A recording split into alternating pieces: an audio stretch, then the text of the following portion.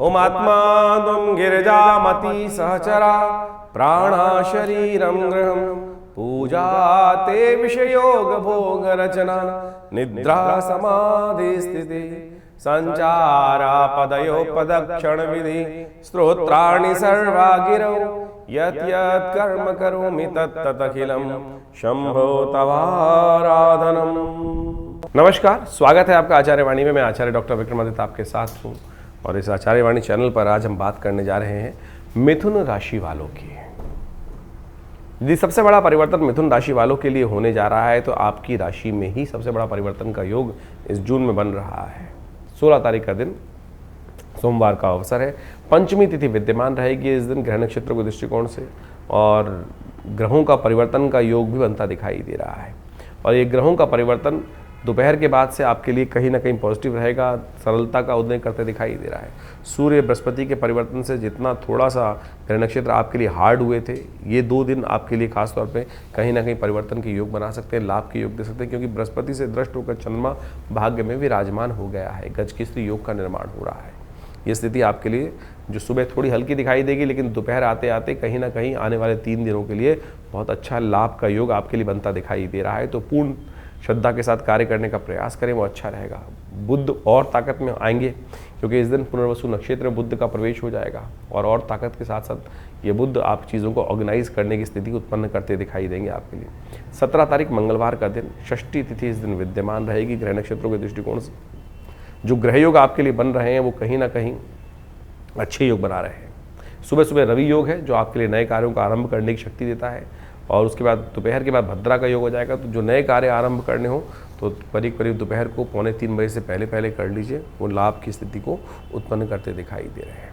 और गज के स्त्री योग पहले ही बना हुआ है आपके लिए, जो स्थितियों को राजयोग के तरह निर्माण करता दिखाई दे रहा है। स्वग्रही बुध विराजमान और साथ साथ बृहस्पति से दृष्ट होकर चंद्रमा भाग्य में विराजमान, दोनों योग बहुत अच्छे हैं। लेकिन सूर्य लग्न में बैठने के कारण से थोड़ी सी एग्रेसिवनेस दे रहे हैं, तो उसको शांत रखते हुए कार्य करना आपके लिए बहुत ज़रूरी रहेगा। सूर्य को नित्य प्रति जल दें, वो आपके लिए बहुत ज़रूरी है। हो सके तो आपकी राशि के दृष्टिकोण से ओम घृणी सूर्य आदित्याय नमः इस मंत्र का जप भी करें, वो आपके लिए अच्छा रहेगा। 18 तारीख बुधवार का अवसर, सप्तमी तिथि विद्यमान है और इस दिन ग्रह नक्षत्रों के दृष्टिकोण से ओवरऑल चीज़ें आपके फेवर में जाती दिखाई दे रही हैं। बस थोड़ा सा बृहस्पति का उपाय लगातार करते रहने का आपको ज़रूरत दिखाई देती है। शाम के समय चंद्रमा का परिवर्तन का योग बनता दिखाई दे रहा है। शिव की कालाष्टमी है, तो ऐसे में शिव का ध्यान करते हुए कार्य करना आपके लिए बड़ा श्रेष्ठ ही रहेगा। चीज़ों को अच्छे से रिजल्ट लाने की तरफ प्रेरित करता दिखाई देगा आपकी राशि के दृष्टिकोण से। 19 तारीख की यदि हम बात करें तो उस दिन बृहस्पतिवार का अवसर, अष्टमी तिथि विद्यमान है और साथ साथ ग्रह नक्षत्रों के दृष्टिकोण से इस दिन जितनी मेहनत उतना लाभ प्राप्ति के योग बनते दिखाई दे रहे हैं। गंडमूल नक्षत्र इस दिन आरंभ होंगे और साथ साथ इस दिन पंचक भी समाप्त होने की तरफ जाते दिखाई देंगे। तो ऐसे में विशेष तौर पर ग्रह नक्षत्र जो आपकी राशि में बन रहे हैं वो विशेष तौर पर ग्रह योग बना रहे हैं। रेवती नक्षत्र आ चुका है, लेकिन अगले दिन सुबह तक करीब विद्यमान रहेगा। तो ऐसे में रेवती तक विशेष तौर पर पंचक समाप्त होते हैं। तो ऐसे में जो कार्य हमने आपको बताए थे, जैसे लकड़ी का एकत्र करना, तृण का एकत्र करना, छत डालना और साथ साथ दाग इत्यादि कर्म करना, इनमें सावधानी बरतने का आपको कार्य अवश्य करना चाहिए। 20 तारीख का दिन शुक्रवार का अवसर है, नवमी तिथि विद्यमान रहेगी और साथ साथ इस दिन ग्रहों का प्रभाव जो आपकी राशि के दृष्टिकोण से बन रहा है, जितनी मेहनत उतना लाभ अवश्य बनता दिखाई दे रहा है। सर्वार्थ सिद्ध योग है, बहुत सुंदर रूप से बना हुआ है। परोपकार से भागे ना, जितना परोपकार का काम करोगे उतना बढ़िया आपके लिए रहेगा। ग्रह नक्षत्र साफ साफ तौर पर दिखा रहे हैं। इन दिनों खास तौर पर जो 5 बृहस्पतिवार का योग बन रहा है वो कहीं ना कहीं संघर्ष का ही दिखाता है। तो शांत होकर काम करने का प्रयास करें। अपने विचारों के साथ साथ दूसरे के विचारों को भी थोड़ा ध्यान रखने का प्रयास करेंगे तो अच्छा रहेगा। तो अभी आपने ग्रहों का विभिन्न प्रभाव आपके जीवन में आपकी राशि के अनुसार से क्या रहेगा ये समझा। ऐसे में आषाढ़ के महीने में ग्रहों का जो परिवर्तन का योग बन रहा है वो भी आपको समझना चाहिए। इस आषाढ़ के महीने में ज्योतिष के दृष्टिकोण से यदि हम काल गणनाओं के अनुसार से देखें तो इसमें 5 बृहस्पतिवार का योग पड़ रहा है और 5 बृहस्पतिवार का योग जो होता है वो विशेष तौर पर बड़ा शांत योग नहीं माना जाता। अहम की लड़ाई कई बार मैं बड़ा इस प्रकार का स्थिति बनती रहती है और इस अहम की लड़ाई में इस वक्त ग्रह योग का प्रभाव दिखाई देता है। शनि और मंगल का जिस प्रकार का प्रभाव परिवर्तन के अनुसार से बन रहा है वो युद्धकारक ग्रह बनता दिखाई दे रहा है, द्वेष का, संघर्ष का योग दिखाता है। इसके साथ साथ मंगल भी ग्रह परिवर्तन की तरफ गए। मंगल सिंह राशि में जब प्रवेश किए और साथ साथ केतु के साथ उन्होंने युति बनाई। ये युति भी विशेष तौर पर बाजार के अंदर तेजी का रुख लाती दिखाई दे रही है। तो ऐसे में ये तेजी का रुख पहले से यदि समझ में आ जाए तो उससे व्यक्ति लाभ लेने का प्रयास करता दिखाई देता है। ग्रह नक्षत्र दृष्टिकोण से बाजार का रुख, हर चीज़ के रुख को हमें समझते हुए कार्य करने का प्रयास करना चाहिए। वहीं स्थिति एक और भी परिवर्तन के बन रही है, बृहस्पति अस्त हो गए हैं और साथ साथ सूर्य का परिवर्तन जब होने का योग बन रहा है वो रविवार को बनता दिखाई दे रहा है और उसके कारण से परिवार में और कई प्रकार से समाज के अंदर उथल पुथल होने के योग दिखाई देते हैं। आकाशीय क्षेत्र में विशेषतौर पर विस्फोट के योग बनते दिखाई दे रहे हैं ग्रह नक्षत्रों के दृष्टिकोण से।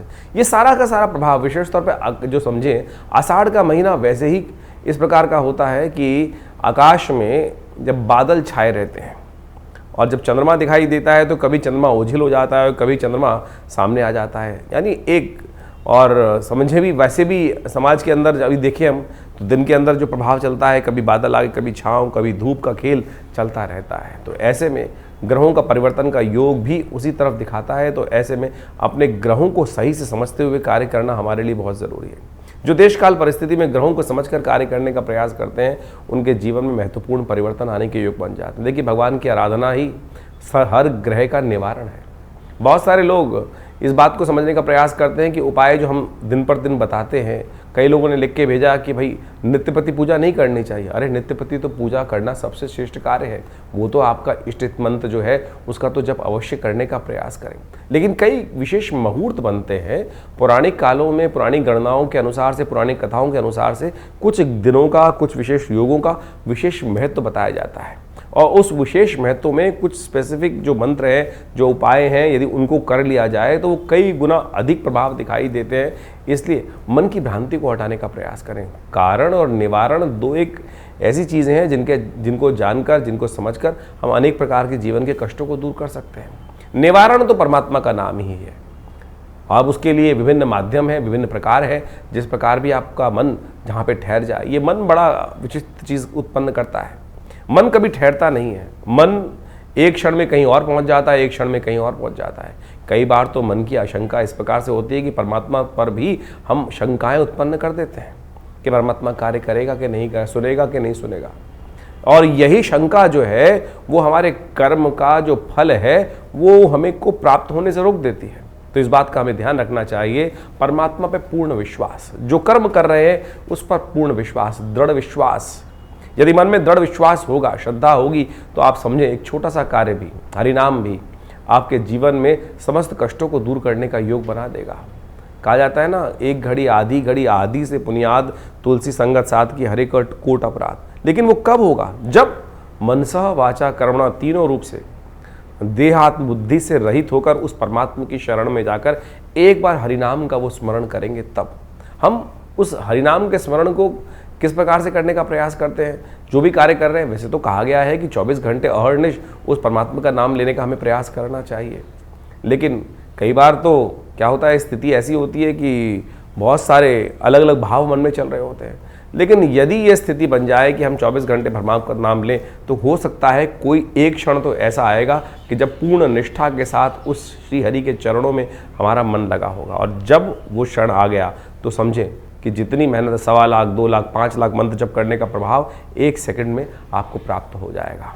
तो इसलिए भारतीय संस्कृति में ज्योतिष विज्ञान में कारण और निवारण दोनों को मार्ग को प्रशस्त किया गया है। कारण जाना जाता है ग्रहों की गणना के अनुसार से, अनुभव के माध्यम से, और उपाय किए जाते हैं जिस प्रकार से भारतीय संस्कृति में ज्योतिष के अनुसार से बताया गया है। सबसे श्रेष्ठ उपाय जो बताए गए, मंत्र जप, यज्ञ, दान, यही सबसे श्रेष्ठ उपाय है।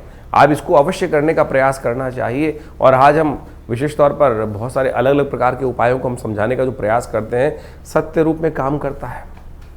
अभी एक व्यक्ति हमारे पास आया, बहुत परेशान था कुछ वर्ष से और उसके कष्ट दूर हो नहीं रहे थे। तो हमने विशेष तौर पर एक अनुष्ठान, जिसको हम बहुत मुश्किल से लोग लगातार लगे रहते हैं कि कोई भगवती बगलामुखी का अनुष्ठान कर दीजिए, ऐसा कर दीजिए, बहुत जब आवश्यकता होती है तब करने की ज़रूरत बनती है। और जब किया जाता है तो वो कई प्रकार के कष्टों को दूर करने के योग बनाता है। तो आप समझे ये मंत्र जप इत्यादि, मुहूर्त इत्यादि बिल्कुल विशेष हैं। तो अपने देश काल परिस्थिति को समझते हुए, ग्रहों को समझते हुए सही रूप से करने का प्रयास करें, तब जाके जीवन में उन मंत्रों का प्रभाव आपको स्वयं देखने को मिलेगा। तो ये छोटे छोटे उपाय जो हमने आपके समक्ष रखे, आशा करते हैं इनको आप अपने जीवन में उतारेंगे। और शंकाओं का निवारण करने के लिए आप हमारे इस चैनल पर जाकर अपने प्रश्नों को भेज सकते हैं। हम प्रयास करेंगे उन सब प्रश्नों को व्हाट्सएप के माध्यम से जो आते हैं फ़ोन, उनको अवश्य जवाब देने का प्रयास करें। इसके अलावा पहला रविवार जो हमने विवेकानंद योगाश्रम में रखा हुआ है, वो इसीलिए रखा हुआ है यज्ञ के बाद। वैसे तो हर रविवार को बड़ा प्रोग्राम होता ही है, उसमें यज्ञ में आप ध्यान साधना इत्यादि में माँ भगवती का दर्शन करने के लिए आप आ सकते हैं। लेकिन पहले रविवार में एक प्रश्नोत्तरी का कार्यक्रम भी रखते हैं, समागम भी रखते हैं। आप वहाँ आकर अपने प्रश्नों का निवारण रविवार को सुबह 8 बजे से लेकर 10 बजे के बीच में भी आप कर सकते हैं। और हमसे मिलने के लिए कोई बहुत बड़ी जद्दोजहद नहीं करनी, आराम से आइए। विवेकानंद योगाश्रम दिल्ली में आपके तमाम प्रश्नों का जवाब भी देंगे और बहुत सारे और भी जो मन में शंकाएं चल रही हैं अध्यात्म के प्रति, उनके सबके लिए भी बहुत सारे कार्यक्रम समय समय पर चलते रहते हैं, उनसे हम आपको अवगत कराते रहते हैं। आशा करते हैं आप विवेकानंद योगाश्रम में आकर, बहुत सारे और भी कार्य चल रहे हैं। आपकी सूचना के लिए हम बता दें, यहाँ विवेकानंद योगाश्रम में एक हॉस्पिटल है बड़ा, योगा प्राकृतिक चिकित्सा आयुर्वेद का हॉस्पिटल है, और वहाँ नित्य प्रति बहुत सारी व्यवस्थाएं भी रहती हैं। और अभी विश्व योग दिवस के अंतर्गत पूरे जमुना पार में सबसे बड़ा कार्यक्रम भारत सरकार के साथ मिलकर, आयुष मंत्रालय के साथ मिलकर किया जा रहा है, जिसमें 15,000 आदमी एक साथ मिलकर योग करेंगे। 21 तारीख को आप भी उसमें भी यमुना स्पोर्ट्स कॉम्प्लेक्स में एक कार्यक्रम रहेगा, आप उसमें भी सादर आमंत्रित हैं। सुबह 6 बजे से लेकर और करीब करीब 9 बजे तक ये कार्यक्रम रहेगा जमुना पार में, यमुना स्पोर्ट्स कॉम्प्लेक्स में। उसमें भी आप आकर हमारे साथ पूरा स्वस्थ भारत के निर्माण के लिए सुंदर योग का कार्यक्रम में भाग ले सकते हैं। धन्यवाद, नमस्कार।